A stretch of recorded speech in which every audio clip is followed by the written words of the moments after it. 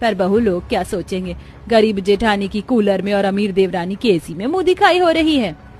माँ जी अब देवरानी जी कह रही हैं तो कर दीजिए ना, अच्छा लगेगा, बेचारी बाहर जाएगी और बेहोश हो जाएगी। शांति नहीं चाहती थी कि उसकी कोई भी बहू बीमार पड़े, इसलिए वो इस बात के लिए मान जाती है। अब कुछ देर में हॉल से कविता की मुंह दिखाई की रस्म शुरू होती है तो एक औरत घूंघट उठाती है। अरे शांति, तुम्हारी बहू पसीने से बेहाल हो गई। काजल बेटा कूलर अपनी भाभी की तरफ करो जरा, वरना इसकी भी तबीयत खराब हो जाएगी। काजल जल्दी से कूलर अपनी भाभी की तरफ कर देती है और उसे हवा लगने देती है, पर तभी कुछ शैतान बच्चे वहां आ जाते हैं और कूलर के पास खड़े हो जाते हैं। कितना अच्छा लग रहा है, अब तो हट मुझे हीरोइन की तरफ बाल उड़ाने हैं।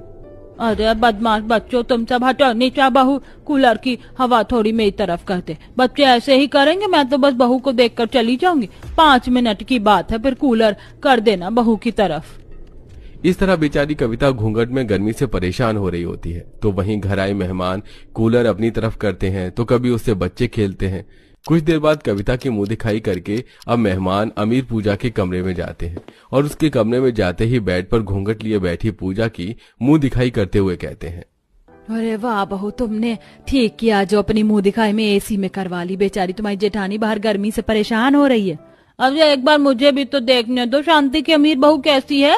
वैसे कमरा तो बहुत ठंडा है, दिल ही नहीं कर रहा जाने का। और बहू तुम भी बहुत सुंदर हो, लो अपना नेग। कैसे लोग हैं, इसी देखकर मेरे कमरे में ही बैठ गए। ये नहीं कि जल्दी से यहाँ से जाएं, अगर ऐसे भीड़ जमा करके बैठ जाएंगे तो एसी भी काम नहीं करेगा। इस तरह अब जो भी मेहमान अमीर पूजा के कमरे में जाते बस एसी के लालच में वहीं बैठ जाते और बातें करने लगते। कुछ ही देर में मुंह दिखाई की रस्म खत्म हो जाती है और सभी मेहमान अपने अपने घर चले जाते हैं और 2 दिन बाद सब लिविंग हॉल में बैठकर चाय पी रहे थे। माँ जी पूजा की मुंह दिखाई एसी में हुई है, पर बेचारी गरीब कविता की मुंह दिखाई भरी गर्मी में हुई थी कूलर में, इसीलिए बेचारी की तबीयत खराब हो गई है। अब तो एक एसी लगवा लीजिए, एक एसी तो घर में लग ही गया, एक और लगवाने में क्या दिक्कत है। हाँ माँ, जब हम एक एसी का बिल भर सकते हैं तो दूसरे का भी बिल भर देंगे।